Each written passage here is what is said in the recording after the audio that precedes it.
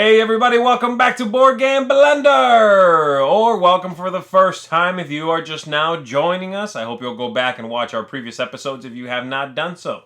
My name is Zee Garcia. Today we're going to be talking Blockbusters.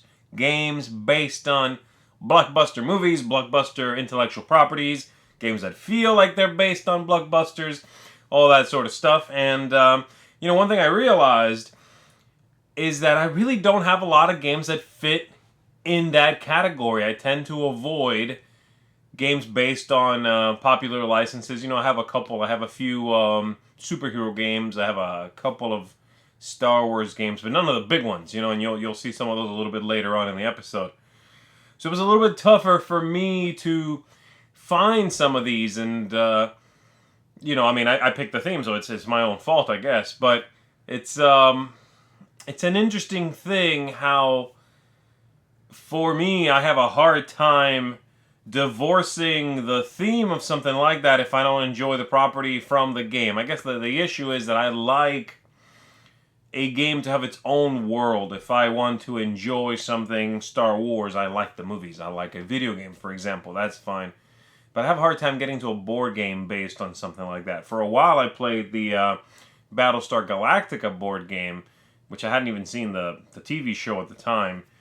But it was never a plus. I accepted the theme, but I would have been much happier myself if that game had been drawn artwork based on some universe that was self-contained in the game. Now, I realize I'm going to get a lot of hate mail for that. Send it to tomvassal@gmail.com, please. And enjoy the show, folks. Watch this however you want to. Jump around. Watch the bits you like the most first. Do whatever you want. It's your show. I'll see you in a little bit.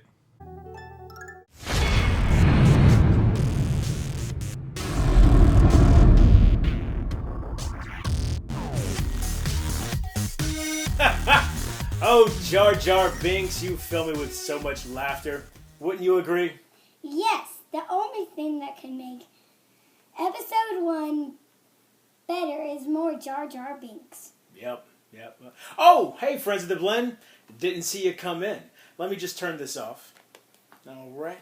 We're living in the golden age of gaming right now, and nowhere is this more obvious than in movie and television show IPs. Every day it seems like we get not only more and more board games, but better quality board games coming out. There was a time when if you saw a board game come out that had a Hollywood IP attached to it, you could pretty much just say to yourself, I'm passing over that one. Not going to have anything to do with it.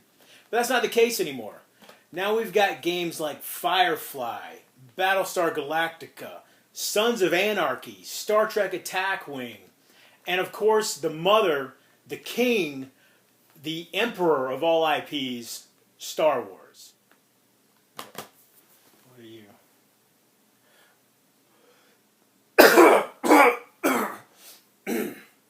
Oh, that was weird. In the past, Star Wars has suffered through adaptations such as Star Wars Guess Who, Star Wars Life, A Jedi's Path, Star Wars Monopoly, and Star Wars Operation, which has the creepiest version of C-3PO I've ever seen.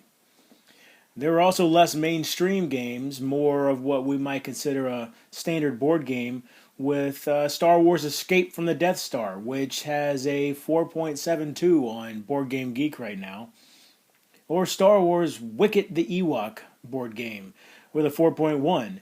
And then there is Star Wars Epic Duels that actually has a fairly high score of 6.98. But today there are 3 Star Wars games currently being supported by Fantasy Flight with very active fan bases. You've got Armada that brings you the massive space battles. You've got Star Wars X-Wing that zooms in on those space battles to the dogfights that occur between the individually piloted ships or the slightly larger ships. And then you've got my personal favorite, Star Wars Imperial Assault, that zooms all the way down to the ground fighting level. Imperial Assault feels like the culmination of decades of misfires and partial successes that finally resulted in creating exactly what Star Wars feels like. It's a one versus many game, and the campaign has a branching storyline so that no matter who wins, the Imperials or the Rebels, the story always moves forward. It has an incredibly engaging story with side missions that outline the backstory for each hero the rebels are using in that particular campaign. And of course, it has tons of fantastic miniatures. Currently, the game takes place in the time after the destruction of the first Death Star. But with this system, you could recreate so many iconic ground battles from the Star Wars mythos. Han's rescue from Jabba? Yes, give us a Jabba mini. The Battle of Naboo? Yeah, give us Gungan minis. Escape from Cloud City? Yes, give me Billy D. Williams. Give us Lando Calrissian minis, please. So with all that being said, with so many great Hollywood IPs coming to board games, and IPs from other areas coming to board games, lending their themes to make some fantastic games, there has never been a better time where if you're bored online, to board offline.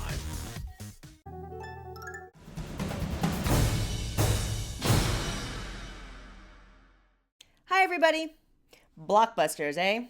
Okay, so feel free to ding me in the comments about this, but instead of talking about Imperial Assault or Batman Love Letter, I'm going to go a little bit old school and skirt around the topic of intellectual property, licensing, and public domain. Because really, when you're talking about games and blockbusters, you're talking about taking a popular existing creation and going on a journey of licensing rights and costs and theme application that often results in mixed quality gaming experiences. And let's face it, there are few original ideas left in the world, and licensing can be expensive or even declined by the creation's owner. But storytellers, artists, and game makers have been subverting intellectual property rules by going for satire or changing the location or playing up tropes. But beloved or culturally ingrained characters and settings can really enhance the gameplay experience. So when you want all the fun and familiarity of a real IP but none of the cost, you can use creations in the public domain. These are characters, settings, or stories that have exceeded their copyright and are basically open to anyone to use in their own creations. And while the characters may be older, they can certainly serve as an excellent foundation for an entertaining game. To that end, let's take a look at some things in the public domain and a few of my favorite games that use them. Interpreted many ways over the years, Sherlock Holmes and Watson are intensely analytical, brilliant investigators, and experts at deduction. Is it any wonder that they've inspired so many games? Meanwhile, Jack the Ripper is amongst the most infamous villains in history and is the subject of his own docket of games. Mr. Jack Pocket pits Sherlock's team against Jack in a quick and portable two-player deduction game. Players take turns moving Sherlock's team around the city. Sherlock's player is trying to find line of sight on suspects to narrow in on Jack, while Jack's player tries to move the investigators around to escape detection. It's a quick, light game that still requires some strategy and decision-making, resulting in a satisfying game experience. And hey, there's even a nice app version available for Android and iOS. William Shakespeare's works generated dozens of memorable characters that have inspired people for hundreds of years. And of course, few love stories are more ingrained than Romeo and Juliet. In Council of Verona from Crash Games, you work against your opponents to manipulate the infamous Montague and Capulet families. You care less about the love of two hormonal teenagers and more about making sure that you have the most influence in the council at the end of the game. I love games with blind bidding, in which you get to balance the odds against guessing what your opponent might be playing. And that moment when you reveal the influence and see how the bids resolve, that always elicits groans and cheers from players. Heck, even Will Wheaton likes it. I'll admit that I'm not a big Cthulhu Mythos fan, and although Lovecraft is incredibly popular in the board game world, none of those games have really grabbed me.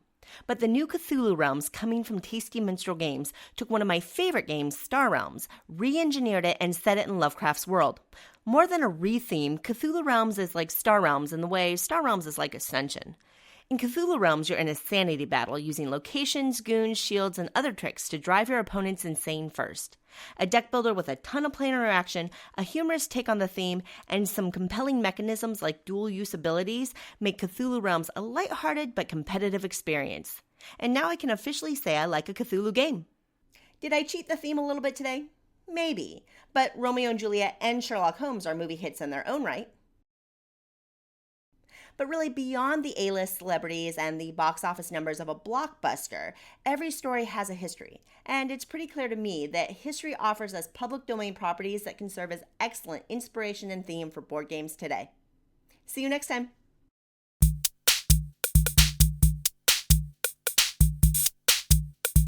You know, storytelling games, by their very nature, tend to be cinematic, and so I wanted to highlight one here in the Quirky Game.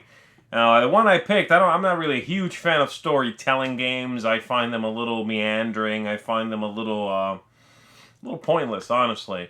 But this one I enjoy because it's very whimsical. It's a very attractive game. It works great with kids. You can, if you get into that dreamy quality to the game, then it sort of takes you to a different place. And so the game I'm talking about here is called Fabula, or Fabula. And this one is a game in which all the players except one player is a storyteller, one of the Grimm brothers, I believe. And every other player is a character in those types of stories. So you have, the little dragon here, or you have the elven prince is what that looks like. The wily little fox. As you can see, the artwork in this game is just really cute and attractive. Very well done. And so everybody has a little character, and you pick a setting from these stunning boards here. These boards are just big, beautiful, double-sided. And so all these are settings, and so you have a setting, you have characters, and then the players are trying to help the storyteller come up with a story, and you're going to tell them how the story begins, how the story continues, how the story ends.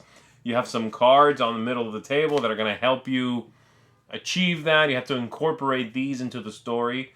Some are harder, so they give you more stars. That's a deck of cards. Over here we have a bottle. That's pretty easy, so it's a single star. A feather, you have to incorporate a feather into your tail. That's 4 stars. And so that's the idea. And the storyteller listens to everybody tell their story, and you award some of these tokens to whoever you thought was the best. The game scoring really it's subpar and it's pointless. I mean, it's a little unnecessary, but the gameplay, the vibe that the game can create is very much like a fairy tale. It gives you that great feeling of being silly, but being warm and family friendly, and it's just when the game is firing on all cylinders, it really can make for a game that is, I have a hard time describing any other game as a sweet game, but this game I think is a sweet game, or it can be. So Fabula, it's just weird, because there's almost no structure to it, and the game comes with, this rule book has several tales in it. So you're not, you can follow a script. It comes in many languages. It's a really big book, but there's not that many rules in the game. But there's a lot of content in the box because there are so many stories. You can read the story to your participants. They will jump in and tell you what's happening. It's a very interesting game, very quirky. Not a lot of people have played this one, I think. As you can tell, the artwork's from the same creator as Dixit, which, skyrocketed in popularity, and then this one came out after and sort of snuck in. But if you like storytelling games, and if you think you want to try one with kids, especially kids that like fairy tales, kids that would enjoy this really whimsical artwork and whimsical world, then I say check this one out. Fabula. It is super quirky.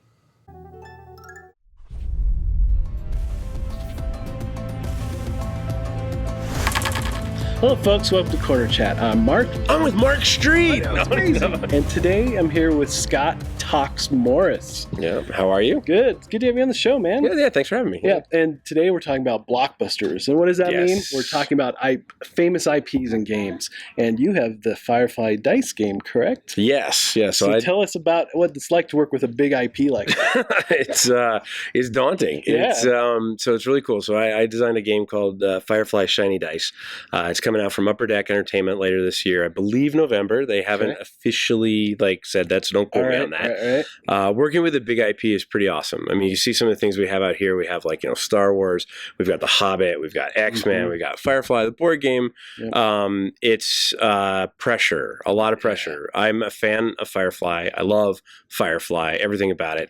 And you want to make it great. Yes. And you don't want to upset people like you. So exactly. But at the end, it's a lot of fun because you get to work with something that you love and that you know and that you recite by heart. Right. And it's a great experience. It's a great experience. So was Firefly your first choice for this game? Or? Actually, no, ironically. Right. The original way that I had pitched the game to Upper Deck was on Marvel. Legendary, obviously, has been very successful for them. And I pitched them on the idea of it was going to be the Legendary version of the Dice game. Very cool. But this came. Right. So Dice Masters was coming out around the same time. Opportunities arose within their licensing category. They had Firefly, and it was a part exciting and part soul crushing experience because I got a call and Jason Brenner from Upper Deck was like, "Hey, we're killing the Marvel game." Oh, and I'm like, that'd be heart-wrenching. I was like, wait a minute. I'm like, here I am with my Captain America land, and I'm like, I love, what's going to happen here?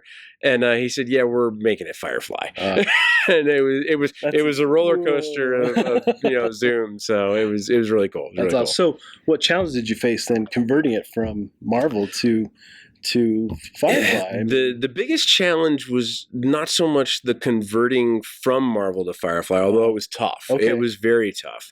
The biggest challenge was that we only had the access to the TV show. Oh, and so no Serenity stuff. Yeah. There's nothing more heart-wrenching when your favorite character is Wash and you get the red line back of we can't use a leaf on the wind because that was in the movie. That was pretty painful. That would be way painful. That was pretty tough. Yeah. It was even tougher because if you're a fan of Firefly, you know that a majority of the canon about the Reavers were not in the actual TV show. It was in the movie. So that was pretty hard as well. But yeah, it was a challenge to shift it over. It probably took about 6 to 6.5 months to squarely move everything over. If anyone's curious, Captain America in the original design became River Tam. So interesting. I have all those little fun facts. Yeah, that's pretty cool. So yeah. Awesome. Yep.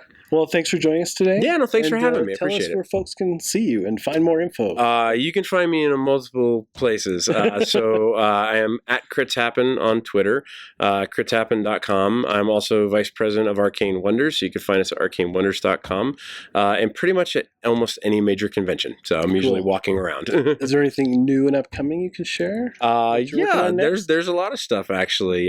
So from the company side, Arcane Wonders is going to be bringing out Mage Wars Academy later this year, which is a streamlined, more portable version of Mage Wars, plays in about 20 to 30 minutes.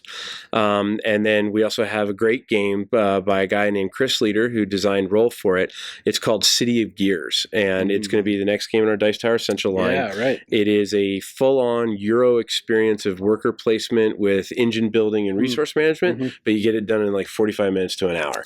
Very cool. And it's set in this awesome fantasy steampunk universe that is just going to be an absolute blast. Yeah, I did get a chance to play that, and it was really good. Yes, thank you. That's cool. Yeah, awesome. Cool. All right, well, thanks for joining us today. Really appreciate it. Yeah, I appreciate it. And thanks to you folks. Thanks for joining us as well. So until next time, we'll see you at the table. And keep rolling those dice. May they all be crits.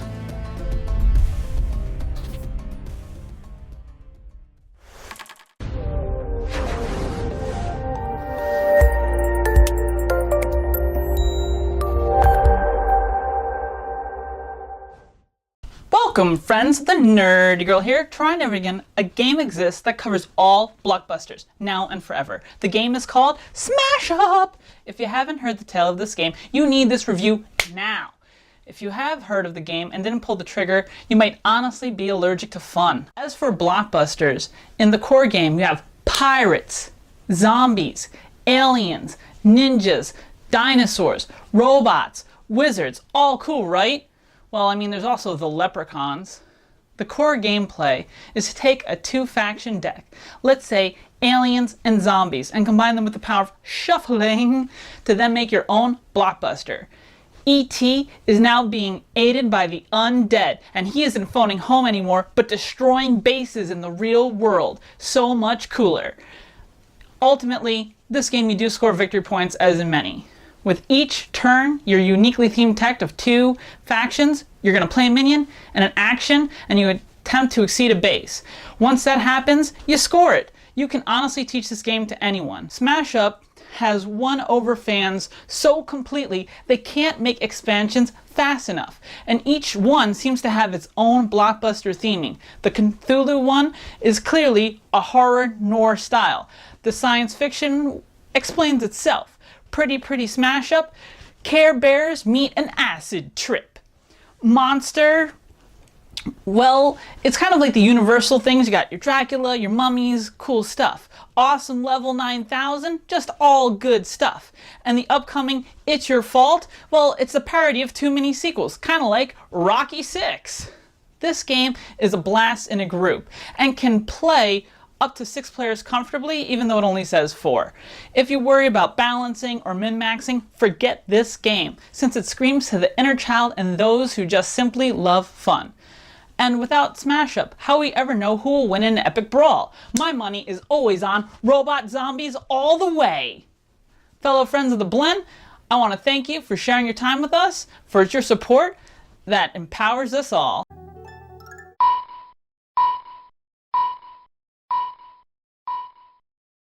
Hey folks, today we're going to be taking a look at a Batman game in our Under the Radar segment. A Batman game. I happen to think this game has flown under the radar, and the game is Batman Gotham City Strategy Game. Maybe it's the title. That's not a very good title. This game is a really excellent game from the designer of some other amazing games like Libertalia. The game is well themed. The game has a cool vibe to it, and yet I don't see anybody playing it. I don't hear very much about it. It's a game that's sort of done, you know. And the game has these really cool bits. It comes with the Penguin there, Croc. Here we have the Joker, Two-Face. And in the game, you are the villains. You are one of those 4 people. And Batman is just out there to whoop on you and pull you back. And you can basically go, ha Batman, go beat up on the Croc. And you send him that away and he'll, you know, do your dirty work for you. He sort of shows up around the city of Gotham and wails on people.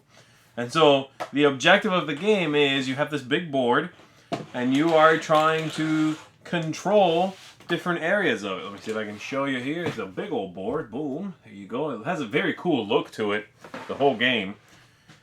And in it, you are attempting to control areas, like I said, level up your character, which gives you new abilities, which is very cool. It's one of my favorite features of the game. You have some cards here for each character. As I said, these are your 4 characters here. And as you level up in the game, you'll be able to have new abilities, which are different and unique to your character. And I think it's really cool. It lets you role play your character, lets you get into that cinematic vibe of the game. And the game is fairly straightforward. You are, as you can see up here, there's a track. You would be leveling up, and once you get to level 10, as it says right there, you win. So that's it. That's the game. The game's about 75 minutes or so. Has a very simple turn flow to it. The components are all right. They're not the best thing ever. You know, a lot of the components are these tokens that represent money. And there's other tokens that represent henchmen. And then there are plastic bits, and those are like a stronger muscle man. So there's sort of tiers. And then your own figure would be the strongest thing in an area. So this outranks any number of henchmen from an opponent. That's the idea. The game, as you can see, has a sort of like a little hero clicks action going on here on the bases, which is fine. And in fact, the game includes actual hero click bases in case you want to play with these figures as hero clicks. I don't play hero clicks, but they're in there. I think the game's awesome. I really enjoy this game. I love Batman. I love the theme, and so being able to come at it from the villain's point of view and mess with each other at the table and develop your abilities in really cool ways. I love playing the Penguin because he's such a manipulator in this game. It's a great game. If you like Batman and there's some reason you haven't checked this one out, you really should check this one out. I love the artwork in it too. It's just a good, solid, well put together game. Check this one out. Batman Gotham City strategy game. I think you'll like it. Na na na na na na na na na na. Hello, friends of the Blend, and welcome back to Retro Board Game Corner. Summertime is upon us, and that means blockbuster movies. One movie in particular that I've been waiting many years for is the revisit of Mad Max: Fury Road. Back in 1979, Mad Max the original debuted starring a young Mel Gibson. In 1981, The Road Warrior debuted. And I do have a slight confession to make. When my brother and I were 10 years old, we asked our mother if we could go to the movies to go see The Great Muppet Caper. Instead, we snuck into the theater to watch The Road Warrior. Sorry, Mom. In 1985, they did it again with Mad Max Beyond Thunderdome, starring Tina Turner. Coincidentally, she did sing the theme song to the movie. It went like this. We don't need another hero. Just like we didn't need that movie. Now the game I want to showcase today is called Thunder Road. Published in 1986 by Milton Bradley. I think that this game was based off of The Road Warrior. Let me show you some of the similarities. Here are the game pieces next to the movie stills. The Doom Buggy, the Avenger, the Eliminator, the Thunder Chopper. This is a 2 to 4 player game where the object of the game is to have the only remaining color of car on the board. Every player will have 3 cars. They will have a car that's valued 6, which is the heavy car, a car that's valued 5, which is a medium-sized car, and a car that's valued 4, which is a light car. Every player will also get a chopper. Every turn, you're able to do 2 things. Move each one of your cars, and if you're in attack position, attack. To move a car, you will roll 3 dice. And then you will decide what number to move what car. But your car can only move 1 time per turn.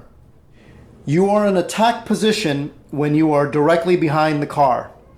What you're going to do is roll a 6-sided dice, and if you are higher than the value of the car will become destroyed. Now you can also ram a vehicle. So again, in this example, if you're right behind a car, to ram a vehicle, both you and your opponent will roll a 6-sided dice, add the value of each car, and whoever's higher, the car is destroyed. Now your chopper can attack 1 time per board section. All you have to do is put the chopper in front of the car you want to attack and roll a 6-sided dice. If you get higher than the value, the car is destroyed that you're attacking. There is also a way to get rid of your opponent's vehicles. When your car reaches the end of the board, you will take the back piece, dump all the pieces, move the board, and interlock it again. So basically, it's just an everlasting road. All the cars that were off of the board are now out of the game. Play can continue. You will keep playing until 1 player is left on the board. So as you can see, maybe Milton Bradley didn't want to pay for the licensing fee. Or maybe it was just a total coincidence that the playing pieces, the board, and the theme are exactly like the movie. I mean, they could have just slapped Mad Max on the box and no one would ever know the difference. You be the judge. Well, join me next time when I showcase another great board game from the past. May your rolls be high.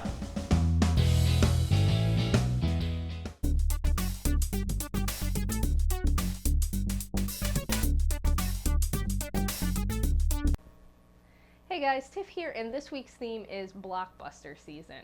which I really had a hard time finding a game for. While the kids at my board game club have played some Blockbuster-inspired games like King of Tokyo or Escape Curse of the Temple, I've already talked about those. And the truth is, over the years, for better or for worse, I've learned to avoid games that are based on popular IPs. Now, this is a habit that I probably should change because there are some really interesting games coming out that are based on IPs. So to sort of dip my toe into it, I recently picked up a copy of Batman Love Letter. Check it out. If you're not familiar with the original game of Love Letter by Seiji Kanai, it goes like this. You're playing through a deck of 15 cards. The game comes with 16, but you take one out. You have a hand of one card, then on your turn you draw a second card. You must then discard one of the two, activating its ability. Each ability will hopefully help you deduce what cards the other players have, or manipulate what you have in order to be the last player standing or have the highest ranked card at the end of the round. When you win, you take a token, and you play until one player has collected a set number of tokens. Thematically, in the original version, you're trying to court the princess by delivering your letter through various mediaries represented by the cards. Even though getting into the theme is not at all necessary to enjoy the game, it's safe to say it still doesn't go over well with many of my teenage friends. The mere mention of the word love is enough to gross most of them out. Luckily for us, AEG has been busy creating re-themes that are just a little less romantic. So far, we have the Kanai Factory Limited Edition with the original Japanese art. We have Letters to Santa, wedding-themed version, Legend of the Five Rings-themed, Munchkin Loot Letter, the Hobbit version, and the upcoming Adventure Time version to choose from. What I really like is that the last couple of re-themes have included a gameplay variant. Because of this, the Batman version has become my definitive edition of Love Letter. The new variant is simple. If you use Batman, which is the rank 1 most common card, to KO or knock an opponent out of the game, you get a token, unless your opponent happens to be Robin. This edition makes perfect thematic sense, it's super satisfying even if you're not winning, and it gives players that have fallen behind a way to catch up and maybe even win a game unexpectedly. On top of that, the artwork is amazing and the tokens are tiny little bat signals. What more could my geeky group ask for? Needless to say, I found that Batman is a much easier theme to introduce to most teenagers, but I'm glad there are so many options out there. Love Letter is a perfect gateway game. It's easy to teach, it plays in less than 20 minutes, and it's a perfect way to introduce deduction games to your group. Whether you play with your friends, your family, students, colleagues, or even hardcore gamers, there's fun to be had, and you're almost certain to find a version that suits your group. All of that for less than $10 and a perfectly portable package. Go check it out, and I'll see you back next time.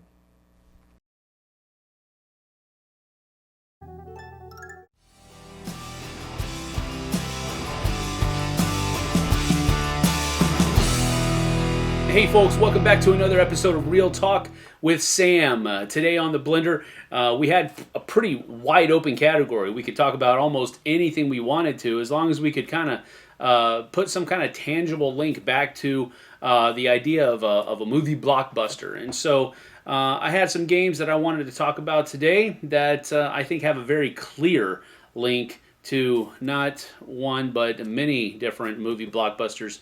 So hold on to your hats. Here we go. Last Night on Earth.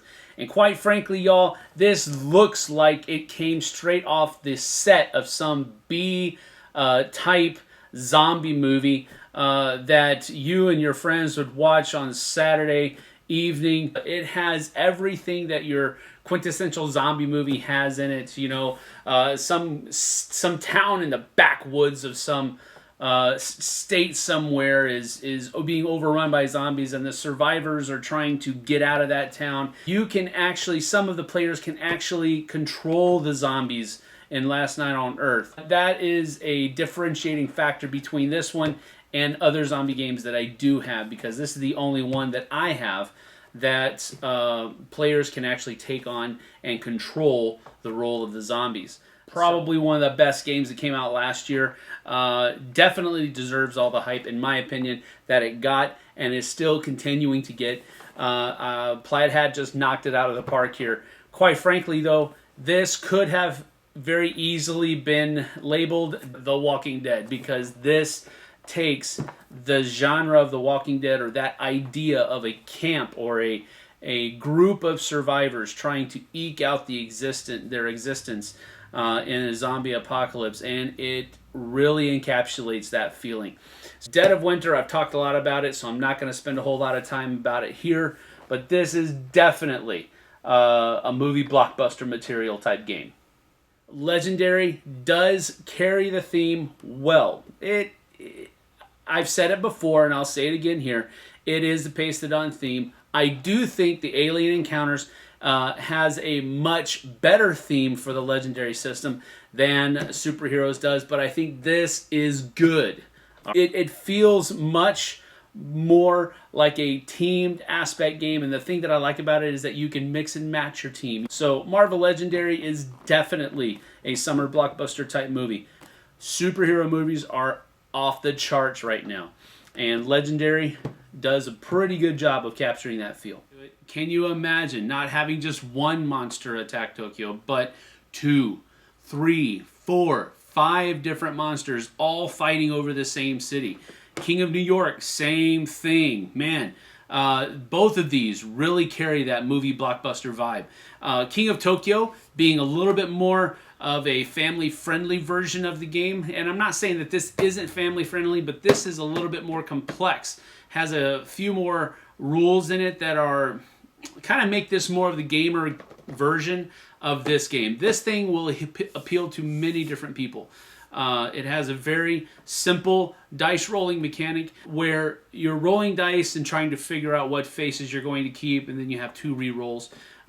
This has the same mechanic, but there are the ability to destroy buildings, and then those buildings turn into different kinds of military units that will attack the monster back if certain die faces are rolled. So this has more gaminess to it, but they're both super good games, and they are both heavy on that movie blockbuster vibe. Now, Pandemic is a game where you are the players are cooperatively trying to hold different viral outbreaks at bay, and then at the same time try to find cures for them. We're talking World War Z in a box right here, and that's really what that movie, never read the book, I'm sorry, I know I should have, but World War Z, that's what this makes me think about. With this one caveat being that was a zombie outbreak, and then this is just more viable viruses that we already know about. It just really has a very epic feel to it, but it doesn't have an epic length to it. It does play rather quickly. Hope this will get me some brownie points with Z. Now, my goal here today was to bring some games back into your mind, maybe a little bit. I know Dead of Winter is probably still pretty fresh in your mind, seeing as that only came out last year, but the rest of these, may have slipped from your mind a little bit. I just wanted to put them back in there because they're great games, all of them. They all have a really cool, epic nature to them, and so hopefully you get the chance to try some of these out. And remember, y'all, just trying to keep it real. See you on the flip side.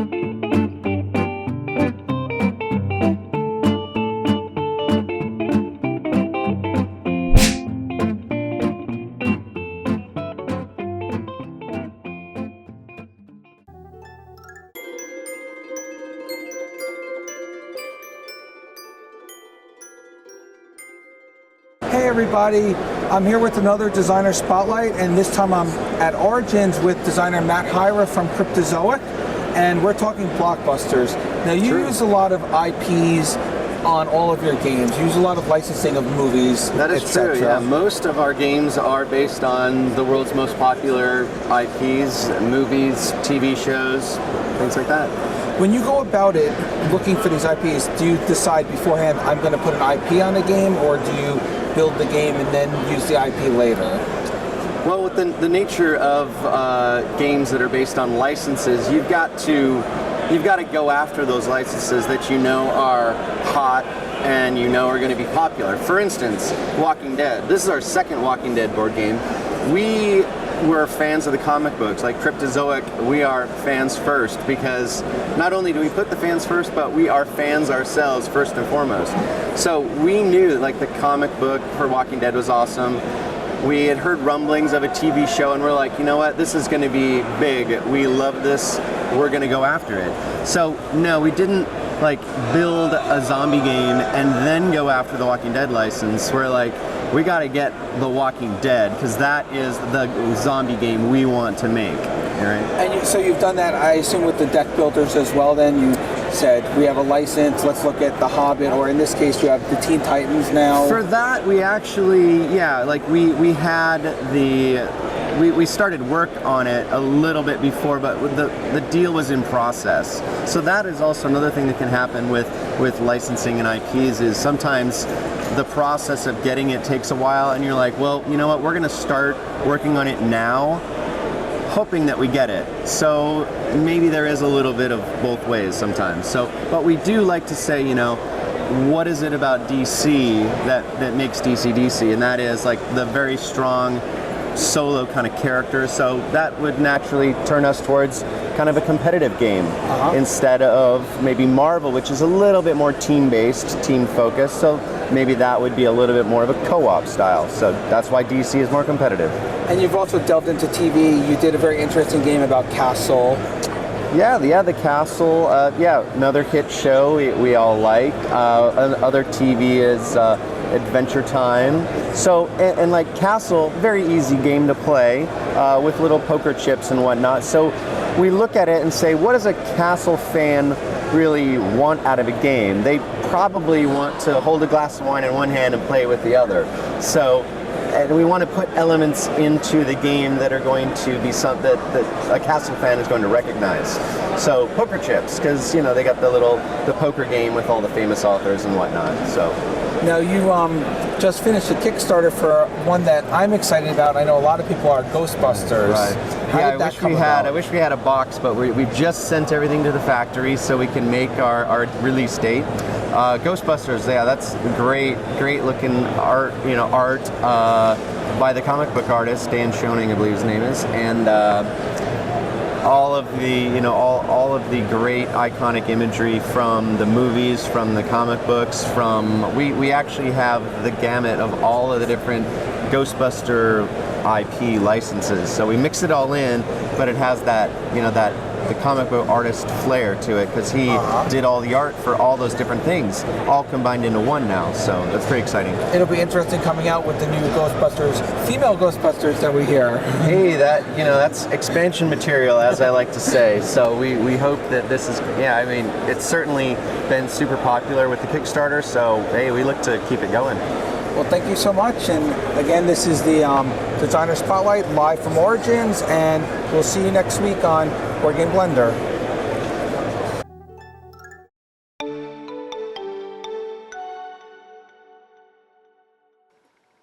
Hi, welcome to the Bargain Bin. My name's Benny Gradado, and this is my wife, Kirsten. Hey. At the Bargain Bin, our goal is to help you get the most bang for your buck. And today we're going to be talking about Bang the Dice Game, the Walking Dead edition. Bang the Dice Game is published by USAopoly. It's a 3 to 8 player game. It has an MSRP value of $19.95. However, you're going to be able to easily find this game around the $13 to $14 range. Why don't we talk about what a good intellectual property use in a game would be for us? And so I know for me, I'm looking for the experience. When I read the Walking Dead comics or I watch the television show, more than the action and the events that happen in the show or comic, it's the social kind of tension that the author does a really good job of creating, where they have to come together as a group and make these really tough social decisions where there's really never one good answer, right? There's not like a good thing to do and a bad thing. It's kind of like we have to decide what the lesser of two evils, but it's always really ambiguous as to what that might be. And so for me, when I think of the Walking Dead property and how I would want it utilized in a game, I would want that same tension to be created. And that's not specific to the Walking Dead. That could be any intellectual property. But that's really what I look for. How about you, Kirsten? I think for me, one of the most important things when adding intellectual property into a game is how the game portrays the characters from the intellectual property. So, for instance, adding The Walking Dead into a game, I feel like if you're playing Rick, who is obviously the leader in the show, in the comic, then in the game you should feel like the leader. And so, for instance, you might have the ability to influence somebody else's decisions, and in the instance of Bang the Dice game, maybe that could be changing an opponent's dice roll once per turn or something like that. So I think that's really important, what the characters are like in the game.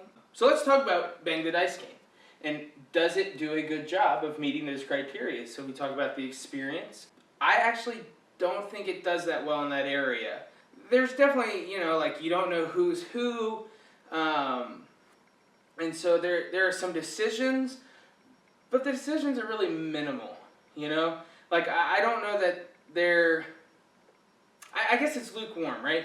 Because to some degree, it does capture that, there is no good decision. Because you have to shoot someone 2 squares away, and you don't know who either person is. And so you just take a gamble. But I guess, it's kind of a 50-50 chance, or, depending on where the rolls are, you could be hitting a teammate, you could be hitting an enemy. I don't think the game gives you enough information to really build that tension until you can kind of discover who is who. And then once you do, then the decision's easy. So I would say that the decision making doesn't create that tension that I would be looking for in a game. And so I think another thing that goes along with the experience is that one thing I didn't like, and I don't want to step in your territory here, but the characters, I didn't like the fact, when you talk about The Walking Dead, the roles are randomized, and the characters you get are randomized. So in some games, you're going to have the governor trying to keep Rick alive, or, I didn't like that either. Exactly. So what do you think about the character roles? There were a couple that I did think related pretty well to the characters, and I think one in specific was Michonne. I like that she has more ability to attack more people, and I think that relates to her character in the comic and the show. For the most part, though, I didn't think they were anything special. I think the worst one, in my opinion, was Gabriel.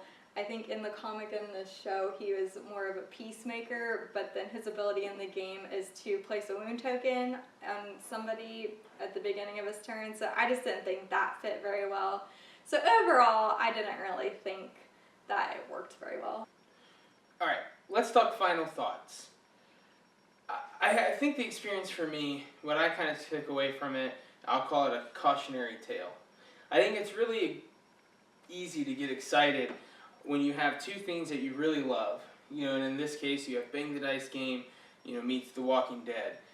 And separately, you really like both of those entities and what they provide for you experience-wise.